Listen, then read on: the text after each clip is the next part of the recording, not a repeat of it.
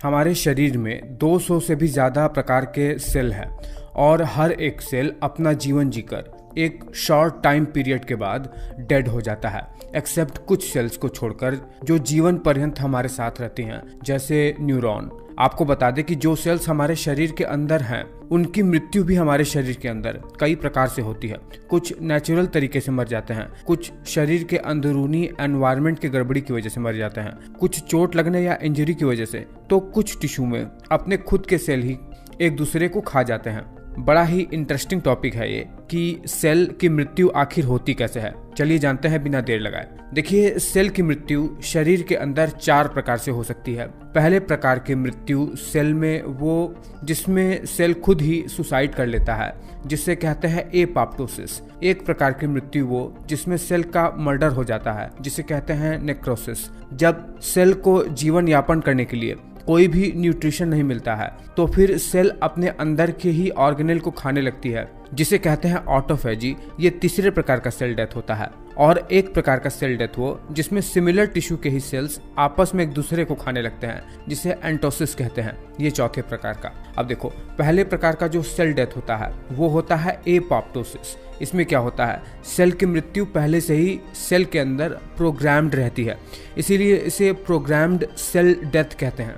और ये प्रोग्रामिंग दरअसल सेल के अंदर कब एक्टिव होती है, जब सेल के अंदर का जेनेटिक मटेरियल यानी डीएनए डैमेज होने लगता है। जब सेल कैंसर सेल में बदलने ही वाली होती है तब सेल के अंदर ये प्रोग्राम एक्टिव हो जाता है, जो सेल को किल करने के लिए यानी सेल को सुसाइड करने के लिए प्रेरित करने लगता है। इसमें देखिए, सेल को प्रोग्राम डेथ को एक्टिव करने के लिए एक स्पेशल किस्म का प्रोटीन होता है जो कि सेल के अंदर एक्सट्रिंसिक और इंट्रिंसिक 2 फैक्टर से एक्टिवेट होता है। इस प्रोटीन का नाम है कैस्पेज। देखिए, एक्सट्रिंसिक पाथवे में क्या होता है कि बाहर से कोई अलग से सेल आकर सेल के ऊपर बाइंड होती है और सेल को सिग्नल देती है कि इस प्रोग्राम सेल डेथ के पूरे कार्यक्रम को एक्टिवेट कर दिया जाए, जिसके बाद इसी सेल के अंदर कैस्पेज नाम का प्रोटीन एक्टिव होकर सेल के स्केलेटन प्रोटीन को तोड़ने लगता है, जिससे सेल का आकार बदलने लगता है और सेल के ऊपर सेल के कुछ छोटे छोटे टुकड़े, जिन्हें ब्लेब कहते हैं, वो बन जाता है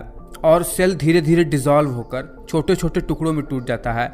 बाद में अलग से एक मैक्रोफेज आकर इन छोटे छोटे टुकड़ों को डिसॉल्व करके या कहिए इन्हें नष्ट कर देता है। वही इंट्रिंसिक पाथवे में क्या होता है कि सेल के अंदर ही कुछ ऐसे फैक्टर्स एक्टिवेट हो जाते हैं डीएनए डैमेज हो जाने के बाद, जो सेल के अंदर ही मौजूद माइटोकॉन्ड्रिया के वॉल को डिस्ट्रॉय कर देते हैं, जिसके बाद से माइटोकॉन्ड्रिया के अंदर मौजूद साइटोक्रोम सी नाम का प्रोटीन सेल के अंदर ही एक्टिवेट होकर इसी कैस्पेज प्रोटीन को एक्टिवेट कर देता है, जो कि सेल का शेप बदलकर उनमें ब्लेब लाकर सेल को डिस्ट्रॉय कर देता है। देखिए, दूसरे प्रकार का जो सेल डेथ होता है इसे नेक्रोसिस कहते हैं। नेक्रोसिस एक प्रकार से सेल का मर्डर करना है। जब भी हमें चोट लग जाती है या जब भी कोई केमिकल हमारे स्किन पर गिर जाता है या शरीर के अंदर इम्यून सिस्टम का ऐसा काम हो कि इन्फेक्टेड सेल को डिस्ट्रॉय करना हो, तो इस प्रकार से सेल डेथ को नेक्रोसिस कहा जाता है। देखिए, इसमें क्या होता है, जब भी ऑक्सीजन की कमी से या जब सेल को चोट लग जाए या किसी टॉक्सिन की वजह से सेल को न्यूट्रिशन नहीं मिल रहा हो, तो सेल का प्लाज्मा मेम्ब्रेन धीरे धीरे बिखरने लगता है। सेल के अंदर सारे ऑर्गेनेल स्वेल हो जाते हैं यानी सूज जाते हैं और सेल के अंदर लाइसोसोम का कंटेंट भी अब अपने मेम्ब्रेन से बाहर की ओर निकल जाता है और सेल के सभी ऑर्गेनेल को डिसॉल्व करना शुरू कर देता है। धीरे धीरे प्लाज्मा मेम्ब्रेन डिसॉल्व होना शुरू हो जाता है और फिर डिस्ट्रॉय हो जाता है। तीसरे प्रकार का जो सेल डेथ होता है वो होता है ऑटोफेजी। ऑटोफेजी में क्या होता है, शरीर को जब भी भोजन नहीं मिलता है, जब सेल को न्यूट्रिशन के लिए कोई भी कार्बोहाइड्रेट, फैट या प्रोटीन जैसे मॉलिक्यूल नहीं मिलते हैं, तो सेल अपने अंदर के ऑर्गेनेल को ही खाना शुरू कर देता है। पहले सेल उस ऑर्गेनेल को खाना शुरू करता है जो पहले से ही डैमेज हो चुका है। जैसे अगर कोई माइटोकॉन्ड्रिया सेल के अंदर डैमेज है तो उसे ही डिसॉल्व करके सेल एनर्जी बनाएगा।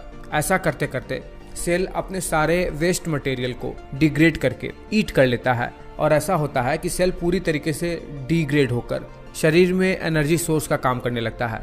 इसके लिए शरीर को बहुत ज्यादा दिन तक भूखा रखना पड़ता है, यानी भोजन से बिल्कुल दूर रहना पड़ता है। इसकी खोज के लिए जापान के एक साइंटिस्ट को नोबेल पुरस्कार भी मिला है। हाँ, ध्यान रखना है कि इसके लिए जरूरी है कि शरीर को भूखा रखा जाए ताकि शरीर अपने वेस्ट मटेरियल को खा सके।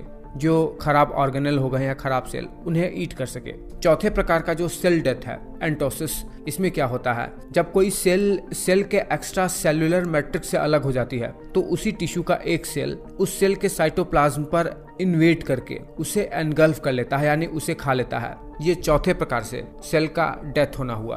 तो ये वीडियो आपको कैसा लगा मुझे नीचे कमेंट करके ज़रूर बताइए। क्या सेल डेथ आपको पूरी तरीके से क्लियर हो गया या नहीं।